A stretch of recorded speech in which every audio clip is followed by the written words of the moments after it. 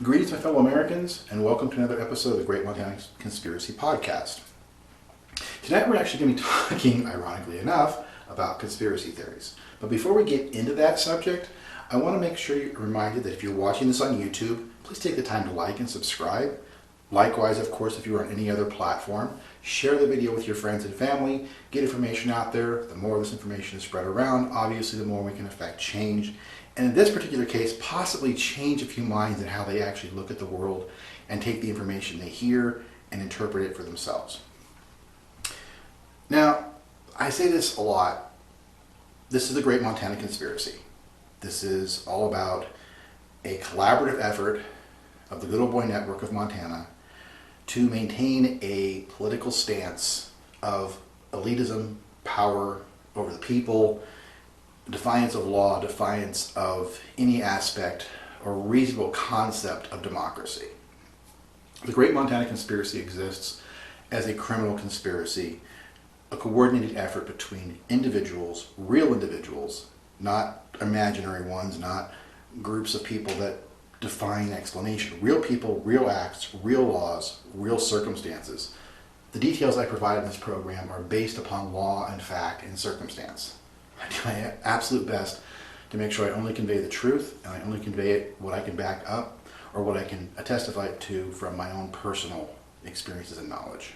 What I've witnessed, what I've seen, what I've heard, those kind of things. So I'm not sitting here spinning a story based off of an idea or a possibility or this makes sense. And if I do go off in an area like that, I'll say I believe this or I believe that. And I'll specify that, I'll clarify that. But conspiracy theories are a different breed altogether. They're a different animal. This week, what started this process in my mind was this week I was asked to consider appearing on Conspiracy Theories convention circuit. Now, for anyone who doesn't know, a convention circuit is where a common theme of groups like comic books or movies or whatever, indie films, whatever, they have conventions around the country. Dallas, Seattle, New York, Chicago, Detroit. I myself was invited to a science fiction convention in Detroit. I was actually going to be a keynote speaker. I was going to be on the flyers and everything, except can't travel. Consequently, I couldn't attend.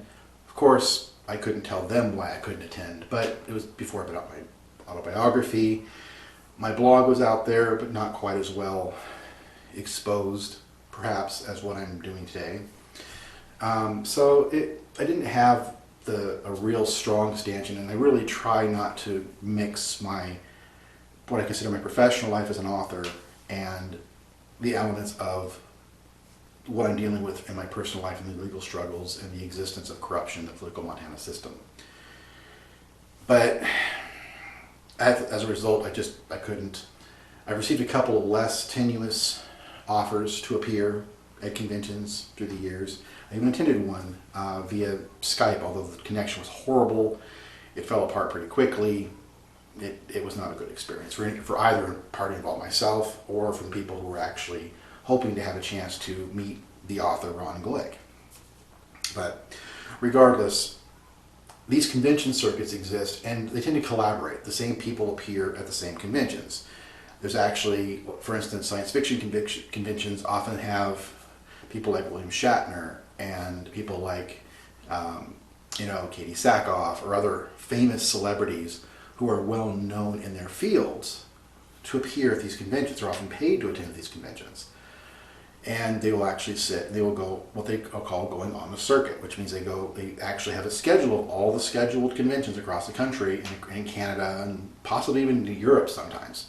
And they will attend based on these dates, and they will go around from one convention to another, and that's their year or 3 months of their lives. They basically go on the circuit.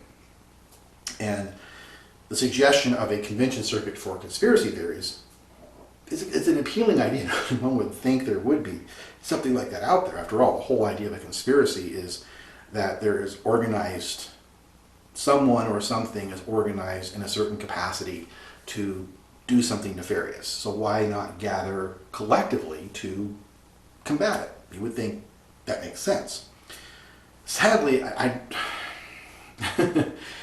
obviously As I mentioned, my own political imprisonment prevents me from traveling. It's one of my many conditions. I can't travel without permission. When I have applied for travel, they've denied it to me. The only time they've let me out of the state was one time when I actually had to attend a hearing in federal court in Seattle. Montana couldn't really keep me away from a court appearance, but personal travel, personal wishes to desire to travel outside the state have pretty much been blocked. There's no way I'd be able to convince anybody here that I'm going to go to a convention in a public place. 99% of the time, the excuse that's often given to me is I can't go to public places because there's an expectation children can be there. Therefore, I'm not allowed to go to public events. I'm not allowed to go and attend and be a speaker. I'm not allowed to do things where there's any possibility that any percentage of the population could be children. Now keep in mind, this is not anything anyone else is held to, it's just me. They just like to use that flag. As a consequence, I can't really attend conventions, possibly remotely, but as I mentioned, I've had one attempt at a remote attending of a convention in the past. It did not go well. But in my case, the primary purpose of keeping me detained is to keep me from sharing my story, to keep me from going out and talking to people, to convince people what's going on, to tell them what's going on, and to actually share facts and details.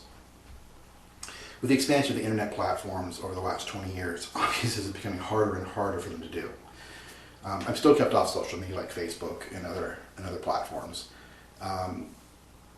But things like the internet, through blogs and through podcasts and through, of course, your sharing of this information, it makes it harder and harder for them to actually keep me from speaking, which raises the fear, of course, that the only way they really can keep me from speaking is to incarcerate me again. And that's always the fear. Is this episode going to be the one that pushes them and makes them realize we've got to get him to stop talking, and this is the only way to do it? Or to put a ban on me, to put a gag order on me in some way that says you can't speak anymore, you can't be out here, you can't do this, you can't do that, you can't talk on the internet anymore, you can't speak about your case, anything. They've already barred me from speaking about my alleged victim. They've already taken, although the restraining order has since expired on speaking the name The Forlorn, which was the property that Angela Townsend stole from me. They've done it. They've gagged me in the past, and they've attached criminal penalty to if I speak.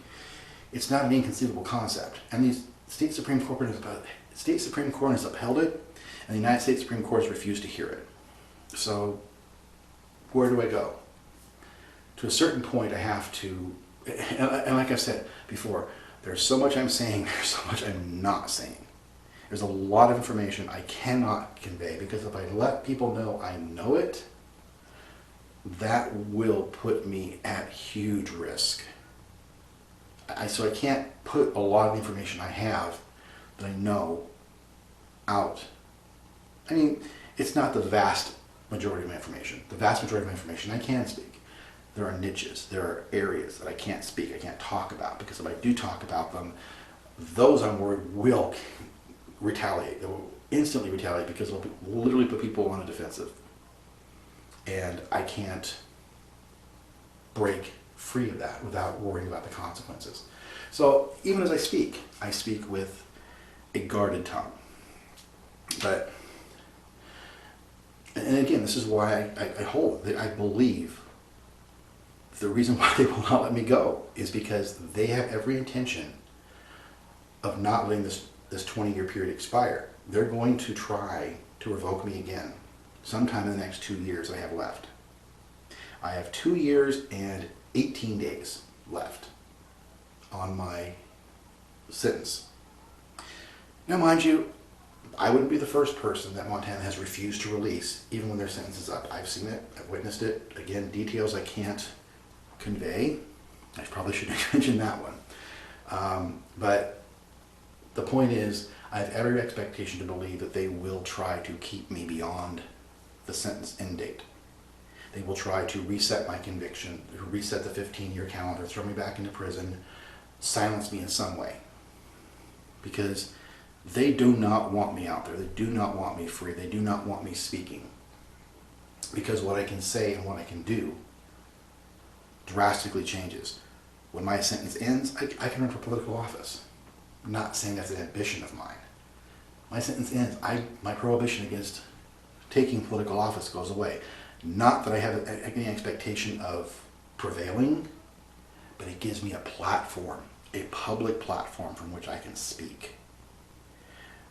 I have someone I know right now, I'm not trying to announce his candidacy, who's talking about running for governor for that very reason. He wants to get the information out there. He wants to talk to people. He wants to say, I may not win this election, but you're going to hear what I'm saying. Because that's how important it is. There's no better platform than a political platform. Even if there's no expectation of winning, the information gets out there. And if the information gets out there, then people who are entrenched in power lose a little bit of their hold, and hopefully eventually they'll lose their positions entirely. Because that's all the money we have. I don't have money. If there's anybody out there who's a billionaire who wants to drop a couple $1 billion into Montana to help, spread the truth out here, I welcome you. But the reason why we are the impoverished is because we are kept low. We are kept without money. The people with money, with influence, tend to be the ones who are getting advantage from all this, and they don't care. They aren't receiving the disadvantages. They receive all the protection of the elite class. So why care? But, and again, before I leave this topic, I'm going to keep going off topic a bit, but it is possible for me to attend remotely, as I mentioned, and there are limitations, as I've also mentioned, but there's another aspect that I really need to point out. It all depends upon the tech at the site. And let's face it, not saying all by any stretch of the imagination, but there are many conspiracy theorists who believe in low tech. They do not believe in tech. You walk into a room with a cell phone, put it away, put it away. I don't want to be tracked, I don't want to be traced. You walk into a place where there's cameras. Oh, we can't be in here, there's cameras. There are people who really believe this, that somehow Big Brother is watching everywhere and everything, and tech is a bad thing. So you go into a conspiracy theorist convention of any kind, there has to be a belief that there's going to be an influence of that anti-tech capacity and that anti-tech belief. So I have to wonder whether attending remotely is even possible at these kind of conventions. But we never know. And certainly, if there's anybody out there who is aware of a convention they would like me to speak, and would be willing to set up a means by which me to do so, I'm more than willing to try. The invitation is out there. I'm not going to spend a great deal of time reaching out to groups and trying to, but if one comes up to me, an opportunity presents itself, I'll make a push out. I'll make an approach. Sharing resources is never bad. And before I go further, I need to clarify something right up front. And I alluded to this as I started. The program is called the Great Montana Conspiracy Podcast. It's not called the Great Montana Conspiracy Theory Podcast. By definition, conspiracy theories tend to be hypothetical in nature. They tend to be less easily proven, more of a faith and fact kind of philosophy in life. Meaning conspiracies are rarely provable by facts, and they tend to be spread by belief rather than actual details. I saw this gives way to, you have to believe this. It tends to ignore the easier, more readily available explanations. Oftentimes conspiracy theories, I personally believe, are exaggerated to such an extent so they can't be disproven. If you can't disprove a theory, then you can't undermine the message. If you can't disprove it, it must be true. Sometimes that kind of philosophy is out there. My shirt is purple polka dots. You can't disprove it. Of course you can disprove it. You can look at my shirt. It's black and white. It's a black shirt with white lettering. But I can sit here and tell you I'm wearing a purple with pink polka dot shirt, and you don't want to believe this. The internet filters this kind of information out. You don't want to see it because you can't see it, because you don't realize that when I go on YouTube, YouTube specifically will not let purple with pink polka dot shirts go up. This is the kind of philosophy, this is the kind of approach these people have. They spread misinformation with such conviction and such charisma that even when it's right there, plainly visible in front of your eyes, maybe there's something to it. Maybe there's some truth to it. He can't be that serious about it and believe it. In a previous video, I talked about a schizophrenic who broke a really close friendship of mine down. And she would run stories about running a commando unit at night, flying around the valley, that she's trying to stop lava from flowing out of the Hungry Horse Dam and flooding the valley, the Flathead Valley. I mean, all these ideas. Her convictions were strong. She had my friend believing her, even though they were clearly impossible. Clearly. But that's what conspiracy theorists do. They rely upon that conviction, that unshakable position, regardless of how unbelievable the concept may be. It's presented with enough charisma and enough conviction, it becomes believable. Conspiracy theories have become very mainstream in the recent years. For instance, we have QAnon. The belief that the Democrats are run and controlled by international child sex traffickers, and they are out to destroy Trump, who is the savior of the country. He's somehow championed and preordained to be the savior of the country. It's just, the philosophy is just inane, but there it is. COVID being a deliberate creation that the CIA created and has been spreading it around. Forget the fact that it started in China. Forget the fact that it filtered in the United States. Somehow, or better yet, the one I just absolutely love. The Democrats created the whole story. It's not even real. They created the story in order to overcome and defeat President Trump. Yeah, the rest of the world is going along with the Democratic Party in the United States. Believe it or not, despite the fact that how egocentric Americans tend to be, we are not the center of the world. There are plenty of other countries, plenty of other beliefs out there, and I guarantee they're not going to start killing off their own citizens or publishing fake information just to make sure the Democrats win elections. The Democrats are just a political party inside the United States who have, as a party, no influence beyond the boundaries of the United States. Sure, the elected officials of the United States have a lot of influence around the world, but the Democratic Party itself does not host dinners in England for the Queen. They don't go to France and host the Prime Minister. They don't go to Saudi Arabia and host the royal family. The Democratic Party is not an independent world agency with massive influence. It is just a political party. But people are spreading out that information. The Democrats are somehow responsible for creating all this misinformation about this virus. And somehow it's affecting the rest of the world, but somehow it started here with them. It's conspiracy theory. The far-right idea of how the vote was stolen. It's been proven over and over and again by both parties, not just Democrats, not just independents. Both parties have come forward and acknowledged and attested to the accuracy of the elections, but Trump, who cannot admit failing at anything, started the story the election was stolen, and so many people have jumped on board with the idea. To steal the vote, don't let them steal the vote. It's a conspiracy theory. It's not based on fact, it's not based upon, there are more readily available explanations, plausible explanations based upon facts and details and circumstances that do not fit this mold. It often reflects the ignorance of the people speaking, people who do not understand how elections work. There's stories, literally, I can remember stories that are floating around during the Steal the Vote mass hysteria about votes being shipped across the Atlantic Ocean to Europe, repackaged, reshuffled, and sent back. Of boxes of votes being carried in, flown in from out of the country to tip elections in the favor of Democrats. Trump was running the same line back when he ran in the original 2016 election, by the way. He was so convinced he was going to lose. He started telling people, oh, the Democrats are trucking people across the border and massive illegal citizens coming across just to put their names on voting ballots. And that's how I'm going to lose this election. When that happens, I'm going to, He was all about exposing a conspiracy of having the vote stolen then. And he won the election. And of course, everyone forgot about it after that. Everyone forgot that he was telling all these stories about all this misinformation about supposedly busloads of aliens.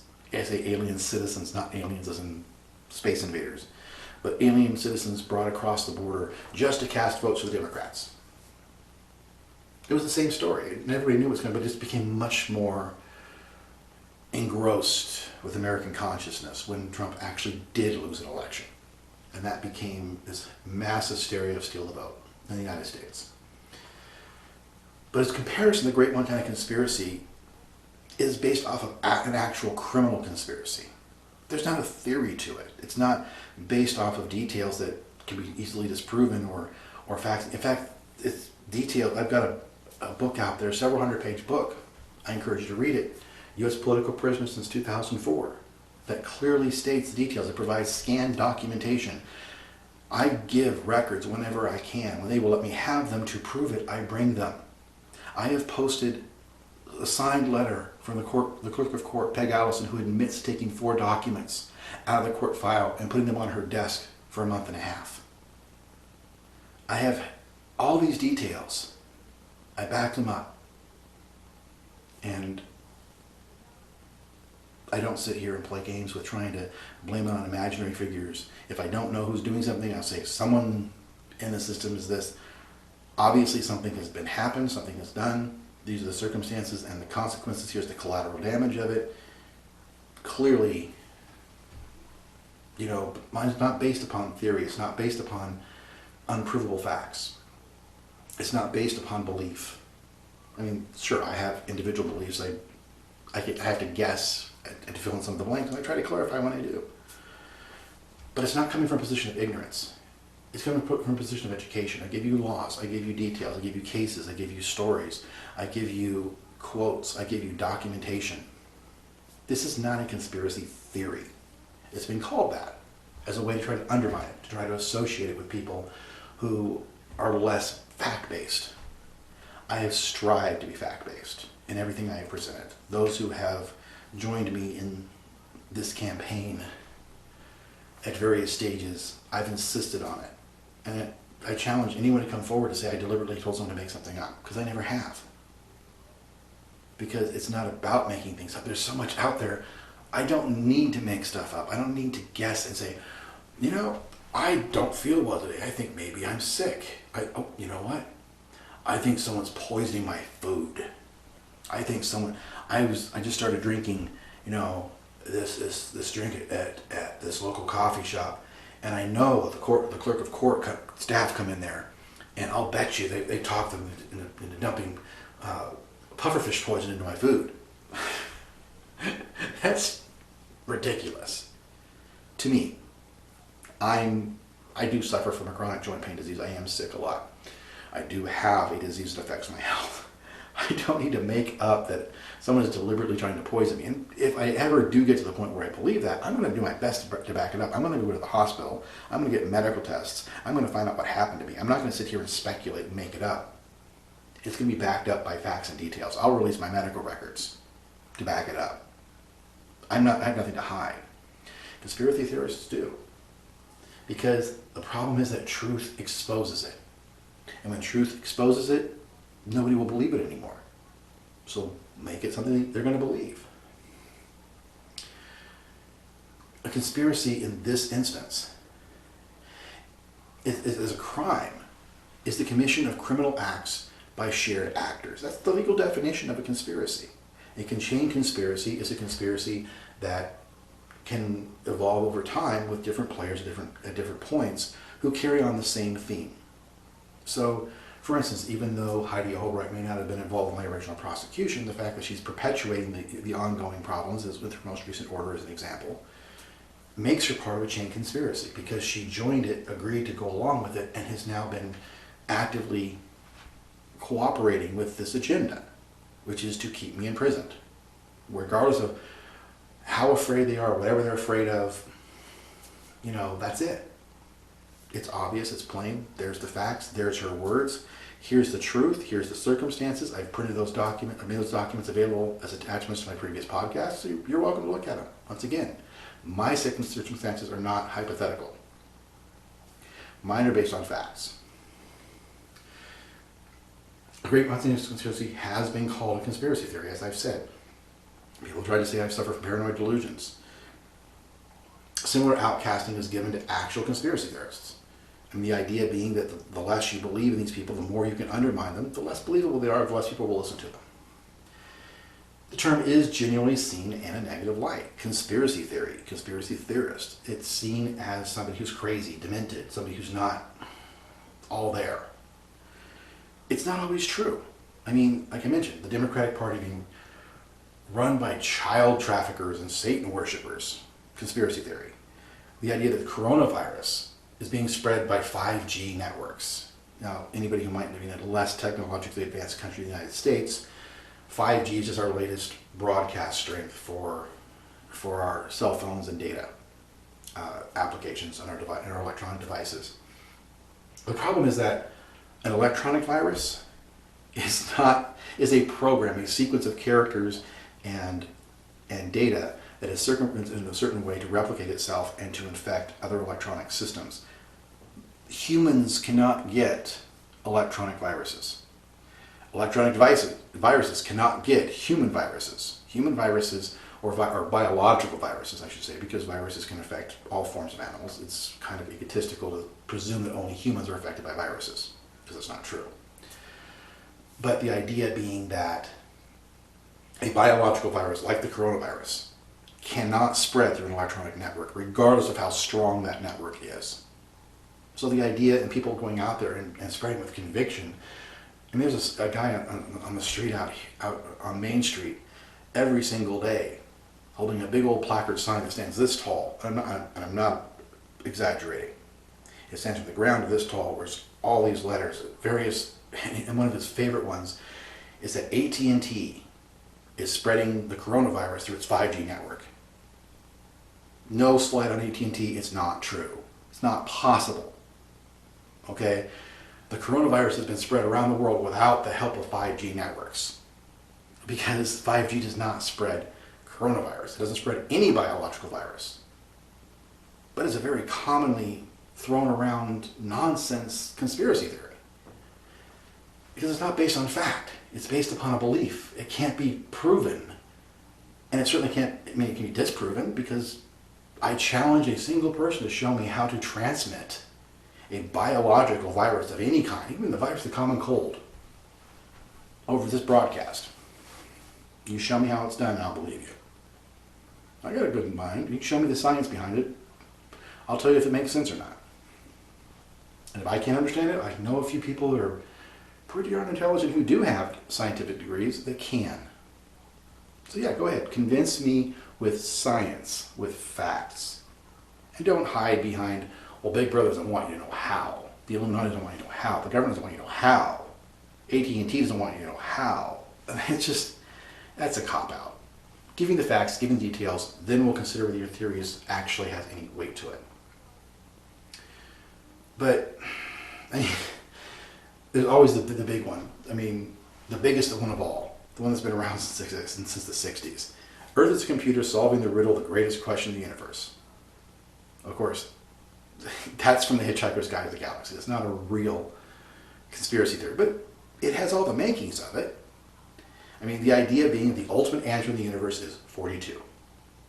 Earth was constructed as a giant computer to figure out what the question was, but the humans crash landed here and infected it. We're the virus, the computer. So the computer can't possibly find the question, ultimate answer to the ultimate question in the universe. It includes details like the white mice are actually running the laboratory. The ones we're experimenting on are really the experimenters. Or that dolphins are hyper-intelligent, space-faring species that really appreciate all the free fish we give them. And towels waved in the air. Those are universal hitchhiking signals that any spaceship that sees you will pick you up. I mean, that's all in fun. I mean, one of my favorite, I laugh at it, one of the favorite things about Douglas Adams' series is his theories that anybody can learn to fly. Anybody, you, me, anybody can learn to fly. It's two very easy steps, and anybody can do it.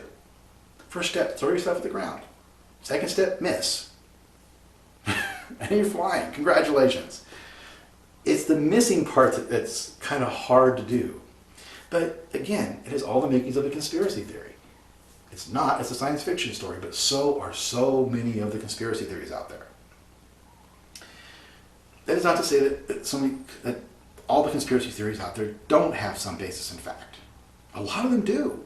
A lot of them are credible at their core, or certain elements of them do have credibility to them. UFO phenomenon, for example. Clearly there's something there. We have historical records of unknown flying objects ever since there's been recorded history. Abductions from all over the world have the same story, same details, same gray-shaped aliens, same memory losses. There's too many patterns that are similar to suggest that there's a worldwide mass hysteria. On the other hand, people take the basics and blow them out of proportion. There's stories out there about a secret war between dozens of species of aliens for possession of Earth and its people. Does not seem to bear under any weight of pressure of the facts or the details or the reported instances. Individuals communicating with hive mind intelligence, like you have your prophets who are communicating. There's a story that came out in the 80s. His last name was Doe. I always used to go, Homer Simpson was big at the time. And whenever Doe had this, I can't remember his first name, but Doe had this idea that he was communicating with a hive mind intelligence, and all his faithful followers in his cult had to, were basically going to, when it approached with Halley, I think it was with Halley's Comet, I think it was approaching, and when it approached the Earth, they were all going to get picked up and taken off into space. Well, his way of making them do that was to have them drink poison suicide and kill themselves, so their spirits would go up to meet the spaceship, and his entire group killed themselves. And I used to joke, because Homer Simpson was a big character at the time with The Simpsons. He still is, but he was even bigger then. It was more like everybody was talking about Homer Simpson. So when everyone would say, it's like, oh yeah, Doe! You tell me the story, Doe! That's Homer's thing when he makes mistakes. And obviously Doe made a pretty big mistake when all of his faithful followers died. But it's a conspiracy theory. It's an idea that there's a group of aliens that are coming to pick us up, and we're going to hold on to this belief because the person who has this communication, his hive mind communication with them, is telling us all this information. Of course, then you have, things like crop circles. Again, conspiracy theory out there. People revolve it around, tons of information floating around about these that aren't, but there's still an underlying element. I mean, there's clearly something to it. It's occurred all around the world. The scientific evidence can't explain how the stocks are bent without cracking them. I mean, it defies explanation on a scientific level, and it's all around the world. There's even a couple that popped up here in Montana. It can't possibly be being done by a small group of people wandering around the world doing this in the dark of night that nobody ever sees them. There were some people in England who were claiming they were responsible for them and reproduced the method by which they did it. Their crop circles may have looked authentic, but they didn't meet the scientific aspect. They didn't have the radiation levels. They cracked the stocks. And of course, this is just England. We've had them show up in Russia. We've had them show up in the United States. We've had them show up in South America. We've had them show up all over the world, not just England. So the idea that a couple of guys have got this wooden construction, this is how they lay flat, and they can reproduce the effect, doesn't mean that they are responsible somehow for traveling around the world and doing this, and never being seen doing it. Obviously there's something to it. But then you have the people on the outside, the fringes of this obvious concerning issue, who talk about alien overlords, and this is their warning. They're telling us to stop this, they're telling us to do that. This is, foretelling the coming. This is God coming down, foretelling the end of days, and these are holy angelic writings that only the true believers can interpret. I mean, that's the conspiracy theory aspect of what is obviously based upon some level of truth. The assassination of John F. Kennedy, one of our presidents here in the United States, back in 1968. Film footage is unmistakable. He was shot from multiple directions. He was shot in the back of the head, his head went forward, and then his head snapped back. It's unmistakable that at least 2 shots from 2 different directions killed him. Unmistakable. The government insisted on blaming Harvey Oswald. But the evidence just didn't make. I mean, there were too many things, too many questions left unanswered to not see that some kind of cover-up was going on. His brain was removed from his skull before he was delivered to Washington, D.C. None of the evidence really ever pointed to Oswald as a shooter, much less the lone shooter. Jack Ruby, a local nightclub owner, conveniently got right next to Oswald when he was being transported. Just happened to know when he was being transported, happened to be there with a gun that nobody frisked him for, shot Oswald, and then he hung himself in his jail cell. Someone didn't want the case being investigated or looked at. They didn't want Oswald to go on trial, and they covered it up. Who? Don't know. Was Jack Ruby acting on behalf of somebody else? Was Jack Ruby, thinking he somehow was covering up the trial of Oswald and somebody killed him, or did he kill himself? Don't know. The whole thing smacks of cover-up. But not enough to know for sure what's going on. But then there's, it's the aliens who were coming down and influencing over the minds, and Kennedy didn't actually get shot a second time. He had a sudden seizure that snapped his head back. All these different ideas, these different theories, and so many stories and hypotheses have come forward to try to explain and fill in the gaps. The Men in Black is my favorite one. The Men in Black are this mysterious alien organization or mysterious government organization that believed that John F. Kennedy was too close to exposing their organization, so they had this massive plot. And I mean, just some of these stories just go out there, just really incredibly detailed. And yet, they're conspiracy theories. Because even though the core elements have some basis of fact, people take the idea and they take it too far.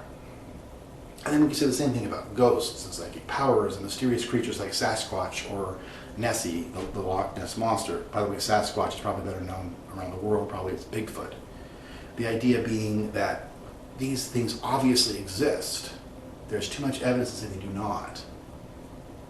But then we have the conspiracy theories out there that psychic powers are somehow alien inbreeding, or ghosts are actually transdimensional entities who are trying to travel over here and take over the world, or Sasquatch is actually, I love when Sasquatch got brought into the $6 Million Man mythology, and he was a bionic creature.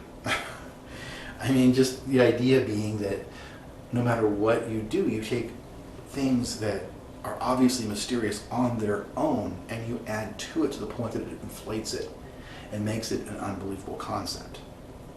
And really, sometimes I wonder if that's the deliberate intent. The point being here is that the term conspiracy theory has often been used negatively and on purpose as a negative tool, whether it be by media or whatever else. One of the worst things growing up, I was a Star Trek fan, and I always called myself a Trekker.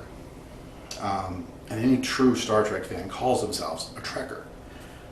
But the world recognizes them as Trekkies because the media created that term as a way of slandering and slurring Star Trek fans. So in my generation, when I was growing up in the 80s and the 90s, and I identified myself as a Star Trek fan, I was a Trekker. I'm a Whovian. I like Doctor Who. I'm a Whovian.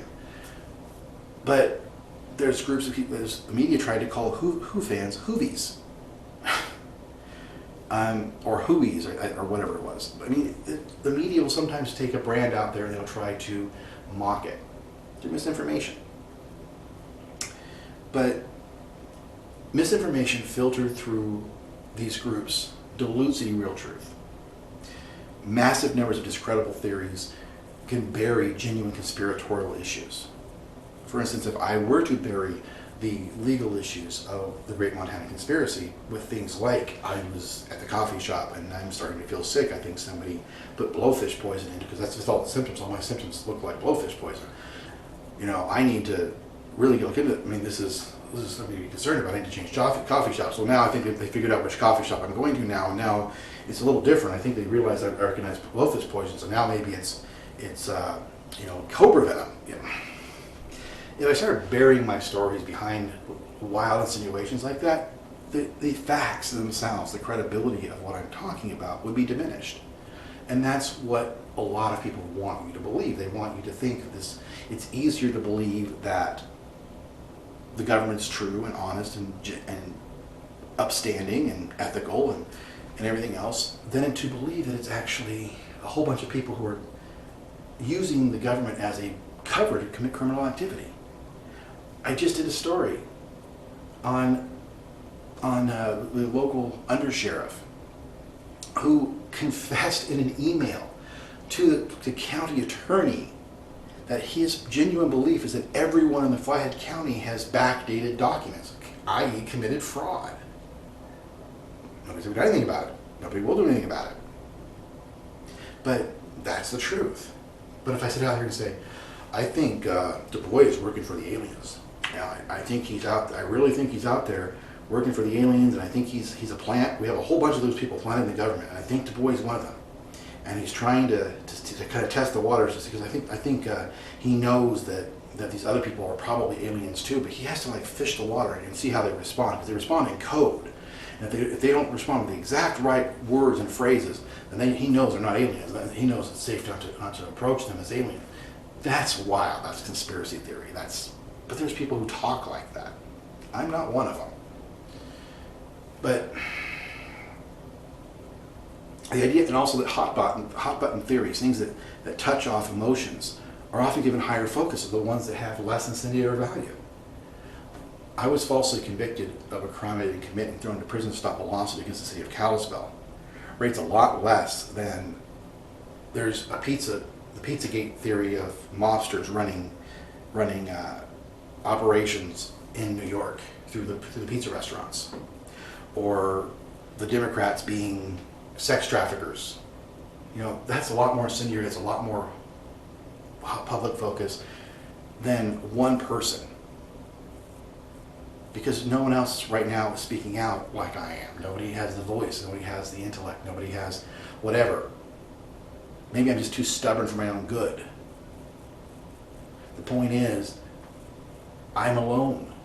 I'm speaking out. I've had so many people tell me their stories, but no one else wants to speak out. They're afraid of further persecution. And I'm not unafraid. I am very afraid. But I can either bend to the fear, or I can stand up to it. And that's what I choose to do. But I cannot deny that many theories have germs of concern, obviously. I'm not a subscriber to conspiracy theories in general. But there's a lot of conspiracy theories out there that have no foundation whatsoever. And people still spread them. They accept them. This also being said, there are groups that hold conventions on conspiracies. So when I was talking at the beginning where someone had asked if I considered going on a circuit, I don't necessarily think there is a circuit of conspiracy theorists. There's shows, there's stuff around town, although currently I think they're largely, the ones that are out there right now seem to be predominated by right-wing conspiracy theory groups like QAnon and the anti-vaxxers and all that kind of stuff. The people who are still trying to insist that the 2020 election was stolen from Donald Trump by all these ridiculously vague and unprovable methods. But these conventions do and have existed. I mean, the most notable, probably the one that may have started it all, was Conspiracy Con. It was established back in 2001. It hasn't been hosted since 2013. It only ran for 12 years. But it was pretty notable when it was around. A gentleman by the name of Brian William Hall had put that group together. His website's in fact still active. You can actually go to conspiracycon.com and you can actually see it. It's a one-page, talks about the 2014 convention not being hosted, asks for funds, gives his address. I'm assuming if he's still paying his domain fees, he must still be out there. So maybe he's someone to reach. Maybe he'll watch this video one day. Maybe he'll talk to me. I don't know. But doesn't provide, even though in the website he talks about an email, there's no email that I can find anywhere on the page. So if he does have an email, I can't reach it, and quite frankly, it doesn't serve me to send a handwritten letter out to him and say, hey, saw your website. I'm not that invested into a non-existent conspiracy group. But I'm always willing to talk to people, so hey, Mr. Hall, if you're out there and you would like to talk to me and would like to give me information for my podcast, always willing to listen, always. But I really like, and the reason why I bring up Conspiracy Con is because I really like how they summarize the purpose and the mission behind it. I'm going to quote this, or certain quotes. The primary goal of Conspiracy Con are to directly expose and analyze the real, they really puts it in quotes, real problems and the real problem makers of yesterday, today, and tomorrow, as well as to provide courses of action and potential solutions to the challenges that are placed upon humankind by these forces, which, for the moment, may seem invisible, perpetual, and insurmountable. What better definition of conspiracy is there, of conspiracy theory, than that? And that's not discreditable. I love it because it is so, we're out there to expose the real problem makers. They're not saying UFOs are set to invade by 2025 and we need to do that. They're not saying that. It's credible, it's distinct, and I like it because it takes the conspiracy theory label and actually puts it into a quantifiable definition. I love that about it. Remember, I've said that the term is seen in a negative light, but there are elements of truth to conspiracy theories. Conspiracies do exist. Conspiracy theorists sometimes take it a bit too far, often take it too far. But that core definition is really helpful in understanding what the concept of a conspiracy theory really is and what the purpose of a conspiracy theorist is. And I think it deserves notation. I mean, other conventions that do exist in the present day, though since 2000, like I said, they largely revolve around current political issues. I mean, I did a search before I did this, so I'm going to provide a little information on some current groups out there. There's the Red Pill Expo, which apparently has been running since 2012 through at least 2021. The website doesn't display any plans for a 2022 convention, but I did reach out and ask if there was any plans for it. I did make an effort to contact them. I did not receive a response by the time this video was being recorded, so I don't know how actively they respond. It appears to be a mobile expo. It moves around from locations each year. The Red Pill University, whether it's an actual physical location or not, is hard to determine. They're based in Thousand Oaks, California. The philosophy behind the program is there's no banned topics. They specifically talk about how any topic is welcome. Anyone can come there and talk about any theory. You're not required to believe everyone else. You're not required to sign on and drink the Kool-Aid of every single group and somehow come with a universal theory that unifies all the conspiracy theories. I like that approach. Very credible. Also, their website specifically talks about how some issues are more emotional and that care needs to be provided to make sure that these things are not going to cause harm to anyone. They talk about that violence and threats are unacceptable. I mean, I really like their approach. There's a very strong, cohesive element here to try to bring out any alternative idea, regardless of how fanciful it might appear, and provide a fair, equal footing for everybody to speak. I love that presentation capacity. Even if I'm not going to probably agree with 90% of them, nevertheless, I've always liked the idea of sharing and the idea of coming together and sharing information. You may glean details, maybe the most extreme philosophy, the most extreme conspiracy theory. There may be an element of truth in that needs to be explored. And you don't know about it unless somebody brings your attention to it. So I'm always open to talking to people.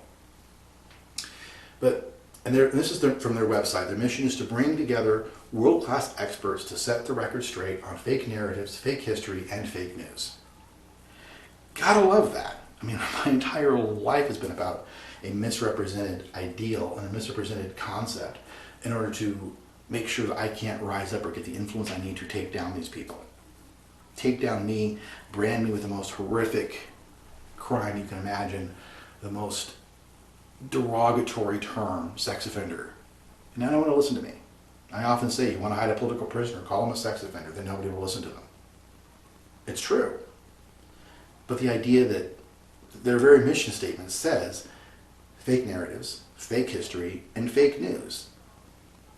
Why wouldn't I get behind a group like that? Then there's the We Can Act Liberty Convention.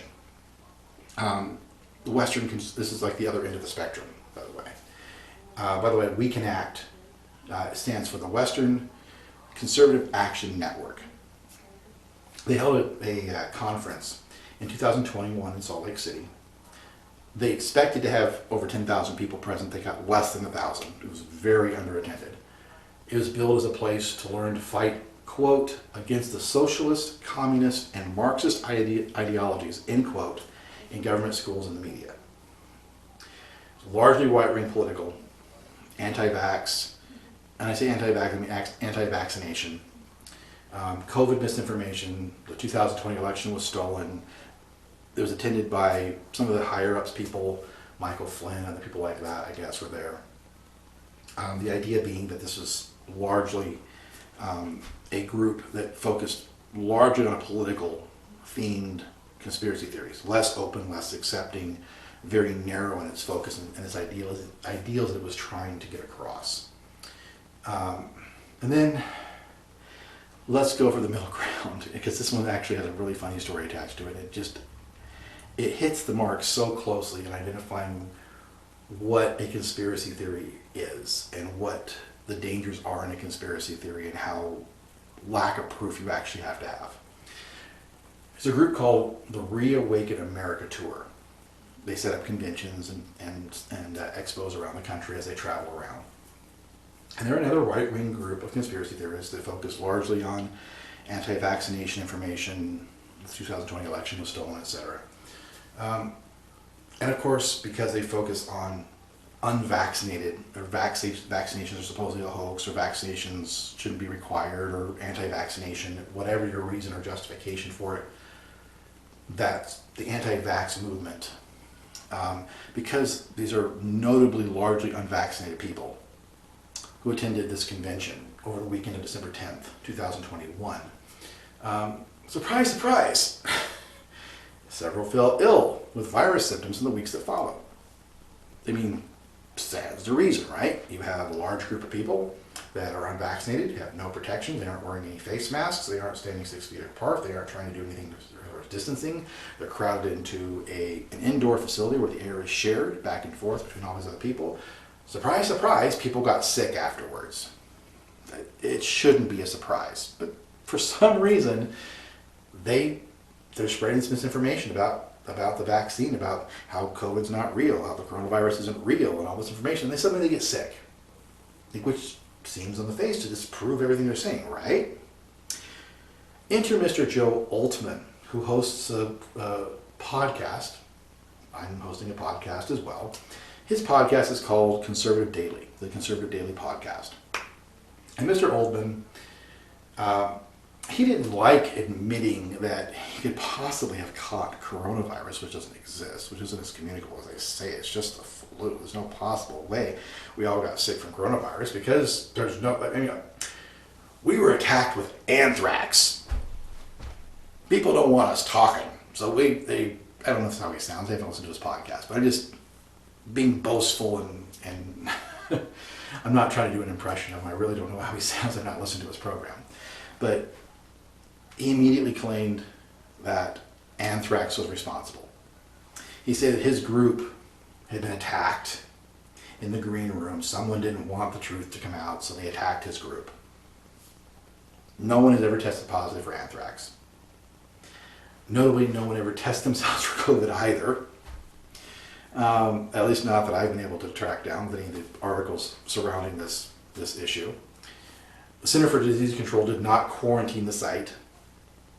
There's zero evidence of biological or even chemical attack of any kind. But they cannot admit they are wrong. These conspiracy theorists, they can't admit that their beliefs, that their theories of COVID not being real and the coronavirus being wrong and the vaccinations being a government way of controlling you and whatever. I mean, there's people out there who literally believe that the government is injecting us with nanites so they can track us and control us later on down the line. It's just insane, the things that people come up with. But these are genuine stories that are out there. And these anti-vaccination people, they simply cannot admit they are wrong. They can't be wrong about the disease. There must be something else. There has to be something else. So let's make martyrs out of ourselves. And we'll say that it was an attack of anthrax. No evidence, no proof, don't need to have proof because we're convicted, we're charismatic, and we can convince you through the very fact that we say it must be true. Will make martyrs out of themselves and deflect blame onto some mysterious unknown party who has attacked them. Not we were accidentally exposed to anthrax. We were attacked with anthrax.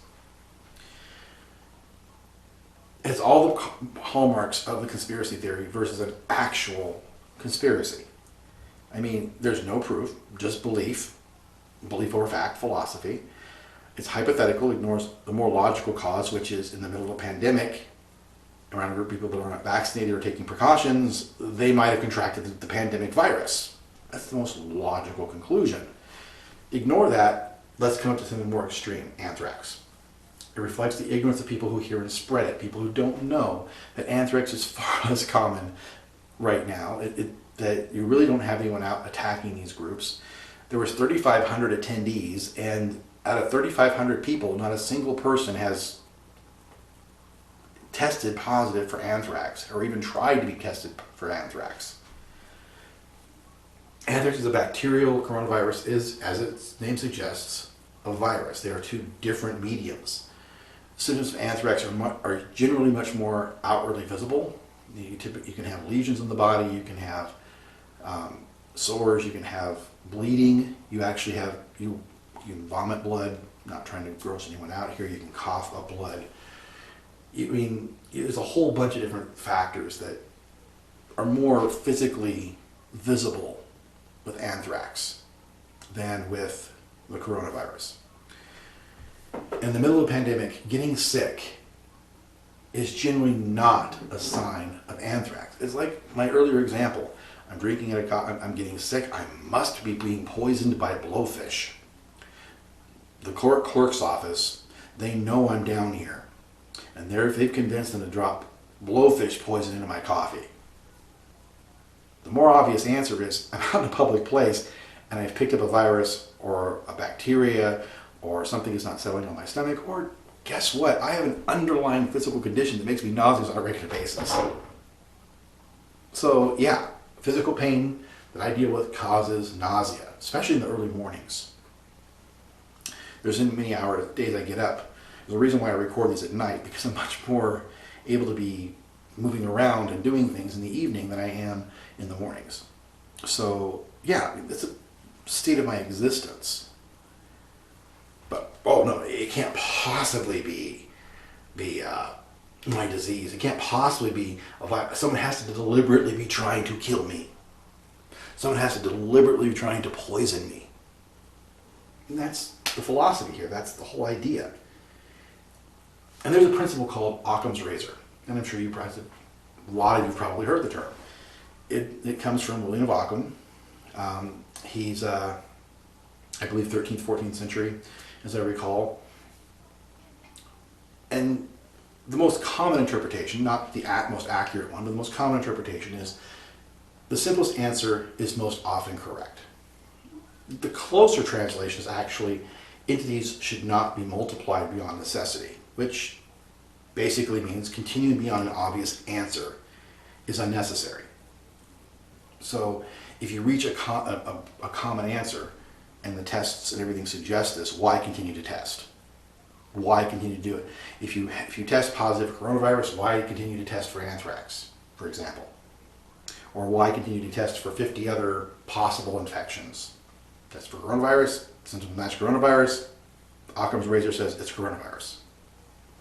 In the middle of a pandemic, you attend a widely publicized group, thousands of 3,500 people in an enclosed space, no effort to protect themselves, no vaccinations, no masks, no distancing, no nothing. They get sick with symptoms that match coronavirus. The common Occam's razor philosophy is they probably have coronavirus. Let's go test for coronavirus. Then we compare that with Sir Arthur Conan Doyle, and I quote this one quite a lot. Sir Arthur Conan Doyle said, "Once you eliminate the impossible, whatever remains, no matter how improbable, must be the truth." And of course, this comes from his character Sherlock Holmes, who's a fictional character, though some people would like to believe he's a real person. He's actually a fictional character created by Sir Arthur Conan Doyle. And of course, it posits on the idea of actually eliminating the impossible before you can get to the improbable. So, know the obvious cause of the coronavirus is what Occam's razor tells us is most likely the situation and circumstance. But no one would test to verify. Largely unvaccinated people commingling in close quarters seems pretty obvious. The notably inobvious conclusion with anthrax, again, there's no effort to test for it. There's no effort to prove or disprove it. There's 3,500 attendees and no one else claimed anthrax poisoning, except Mr. Olden. So, Occam's razor says not to go beyond the obvious answer. Doyle suggests eliminating the impossible first to see what remains.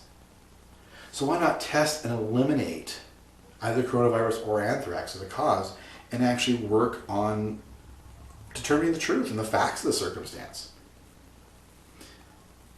Because, like many conspiracy theories, facts kill them outright. If he's spreading around the idea that it's anthrax, he's not going to test for anthrax, because if he tests and his test's negative, then it just threw his entire theory out the window as a possibility. If he doesn't have to submit to any evidence or any proof, if he has no litmus test, if he has no requirement to eliminate the impossible first, then he can keep saying it and not be disproven, because he's not making an effort to disprove it, or to prove it for that matter. So the bottom line here, and I always go to the end of my videos and I talk about bottom line, but the bottom line here is that when you hear a wild theory, try to use some common sense. Take the Great Montana Conspiracy. I keep talking about it, Monspiracy, the Great Montana Conspiracy, and then I throw you details, and I throw you facts, and I throw you circumstances. I give you the laws, I give you legal documents, I give you news coverage, quotes from people, verified information. That's not a conspiracy theory, that's actual documentation. That takes it beyond the conspiracy theory threshold into the realm of credible details. You take a theory like 5G is transferring the coronavirus. Give me some science, give me some facts. Don't just take the word virus that's interchangeable and not understand the difference between an electronic virus and a biological virus and spread that information out there to people who are too ignorant, and I don't mean ignorant in necessarily a bad way, but lacking information and lacking knowledge about what viruses really are. People who believe this are people who do not understand electronic viruses, and who do not understand biological viruses, and do not understand they're not the same thing. I mean, one of my favorite stories when I was growing up is that here in America, in the United States, rubber is another word for condom. So when you ask someone for a rubber in the United States, they're going to give you a condom, assuming they don't just kind of give you a kind of look, you know. If you go over to England and you ask for a rubber, you're not going to get a condom, so it's going to give you an eraser. Rubber means both eraser and it means condom. It means two different things. Same word, same spelling, same everything, same pronunciation. There's no inflection. It's just a term that in different contexts mean different. It uses the same word for different things. An electronic virus is a string of code written in characters and binary data that conveys and accomplishes a specific purpose inside an electronic device to replicate and to cause harm. Biological viruses are actually cellular microscopic beings, entities, creatures, viruses and bacteria, but viruses in this case, they're microscopic creatures that replicate and cause harm and illness. But it's impossible to take a biological virus and transfer it over an electronic data system. It's impossible to transmit it through an electronic signal. Just like it's impossible to transmit a computer virus. And by the way, I strongly advise you to listen to the song Virus Alert by Weird Al Yankovic. He has a wonderful job of mocking how electronic viruses just are not a real threat. He mocks the fact that, oh, this virus alert, be aware, this virus is doing all these terrible things. It's going to sleep with your girlfriend. It's going to do all these different things in the real world beyond your computer. But beware, because this virus is going to do that. It's mocking, it's fun. Strongly recommend it. Weird Al Yankovic, Virus Alert. Check it out. But like I said, when you're listening to a story and you hear something that seems fanciful, it seems that even if it doesn't seem fanciful, even if it makes perfect sense to you, take a moment, ask questions. Like, what proof do you have? Who witnessed this? What other possibility might there be? Is there evidence contradicting it? And it can't be government, big business, the Illuminati don't want you to know. That's not an answer. That's a catch-all excuse. It's a bailout from having to provide any real proof. Because if the person can't provide proof, there's a pretty good chance that it could be a conspiracy theory. Which is a very big distinction from programs like my own that talk about actual conspiracies in the real world. When looking at the Great Montana Conspiracy in that light, there are going to be people out there who want you to call it a conspiracy theory. But these same people are not providing counter evidence to the information I'm producing. There's no one out there who's published a book contradicting the information in my autobiography, The U.S. Political Prisoner Since 2004. There's no one out there providing detailed records or information contradicting the information I'm presenting on this podcast or in my blog or anywhere else. Because there is no other information out there. What I'm presenting is the truth. And I always challenge people to try to bring out evidence that says the contrary. As always, as I end this program, and as I say at the beginning of the video, if you're watching this on YouTube, please take the time to like and subscribe. We're at 800 plus followers right now as I record this, and our current target right now is 1,000. That'd be fantastic if we could reach that here in the next couple of weeks. But obviously, the more information you share about this video, whether it be just conveying the information I'm talking about, or more importantly, share the video itself. Great, fantastic, please do that.